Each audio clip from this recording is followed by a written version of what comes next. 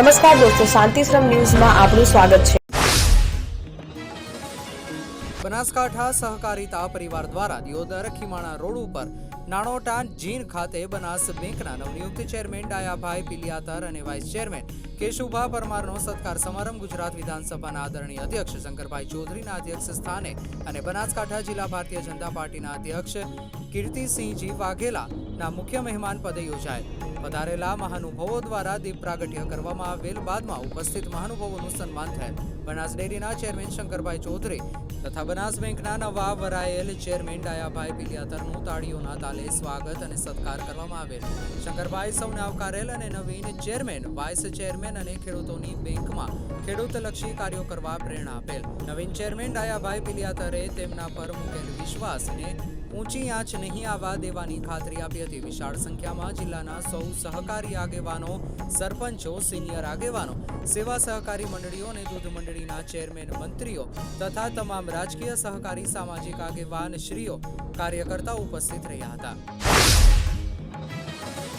બનાસકાંઠા જિલ્લામાં 18 વર્ષથી પોલીસમાં ફરજ બજાવતા સંજય ગિરી ગોસ્વામી ચારધામ ભારત ભ્રમણની સાયકલ યાત્રા નીકળી હતી।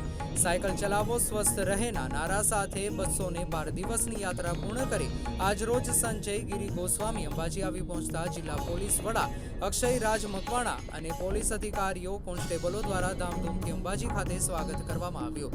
સંજય ગિરીએ માતાજીના શરણોમાં શીશ નમાવી વંદન કર્યા। બાર કાઉન્સિલ ઓફ ગુજરાતના આદેશ મુજબ ગુજરાતના તમામ એસોસિએશનની ચૂંટણીમાં 20 ડિસેમ્બરે યોજાઈ હતી, જેમાં વાવ બાર એસોસિએશનના પ્રમુખ તરીકે નાનજીભાઈ આર આસલ, ઉપપ્રમુખ અગરસિંહ બી ચૌહાણ, મંત્રી ભરતભાઈ ટી રાઠોડ, સહમંત્રી વિનોદભાઈ બી સોલંકી, ખજાનચી પારસકુમાર એમ ચૌહાણ તેમજ ગ્રંથપાલ પ્રતાપભાઈ બી સોલંકીની બિનહરીફરણી કરાઈ હતી।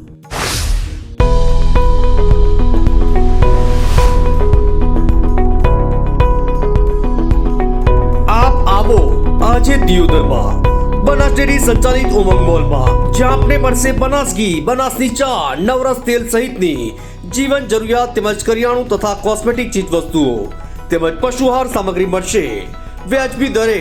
આજે સંપર્ક કરો ઉમંગ મોલ, ખીમાણા બાબર હાઈવે, તિરુપતિ સોસાયટીની સામે, બ્રિજના છેડે। આજે સંપર્ક કરો 94 276 45 123।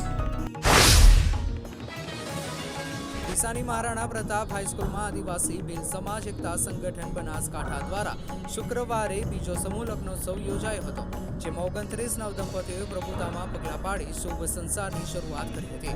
કન્યાદાનના દાતા ડીસાના હરેશભાઈ જયંતિભાઈ પૂજારા બન્યા હતા। અન્ય દાતાઓએ દાનની સરવાણી વહાવી। ડીસાના ભીલડી રેલવે જંકશનની પશ્ચિમ ઝોન જનરલ મેનેજરે મુલાકાત લીધી હતી, જેમાં ભીલડી રેલવે સ્ટેશનમાં રનિંગ રૂમનું લોકાર્પણ કરાયું હતું, તેમજ અમૃત ભારત યોજના અંતર્ગત ચાલી રહેલ કામગીરીની સમીક્ષા કરી હતી અને નિરીક્ષણ કર્યું હતું। ત્યારે જીએમ અને ડીઆરએમ ને વિવિધ સંસ્થાઓ અને દિયોદર ધારાસભ્ય રેલવેના પ્રશ્નને રજૂઆત કરી હતી। અશોક કુમાર મિશ્રા અને ડીઆરએમ સુધીર કુમાર શર્મા ગુરુવારે ભીલડી રેલવે સ્ટેશન જંકશનની મુલાકાત લીધી હતી।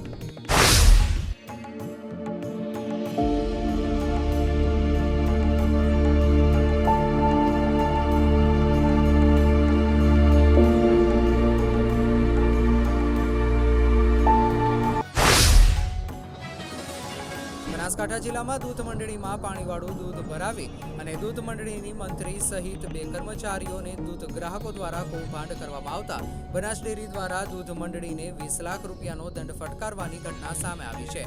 પાલનપુરના સેમોદરા ખાતે આવેલ દૂધ મંડળીમાં ડેરીના મંત્રી અને ટેસ્ટર તેમજ દૂધ ગ્રાહકોની મિલીભગતથી મંડળીમાં પાણીવાળું દૂધ ભેળવવામાં આવતું હતું, જે બાબતો બનાસ ડેરીને ધ્યાને આવતા બનાસ ડેરીની ટીમ દ્વારા તપાસ કરતા સમગ્ર કૌભાંડ સામે આવ્યું હતું અને બનાસ ડેરી દ્વારા દૂધ મંડળીને 20 લાખ રૂપિયાનો દંડ ફટકારતા દૂધ મંડળીના ચેરમેન દ્વારા પાલનપુર તાલુકા પોલીસ મથકે 4 ગ્રાહક, ડેરીના મંત્રી અને 2 કર્મચારીઓ સામે ફરિયાદ નોંધાવી છે।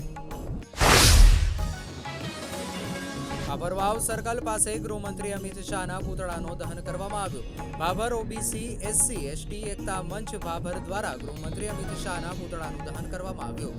ભાભરવાવ રોડ સર્કલ શ્યામ હોટલ પાસે કાર્યક્રમમાં અમિત શાહના પુતળાનું દહન કાર્યક્રમ યોજવામાં આવ્યો।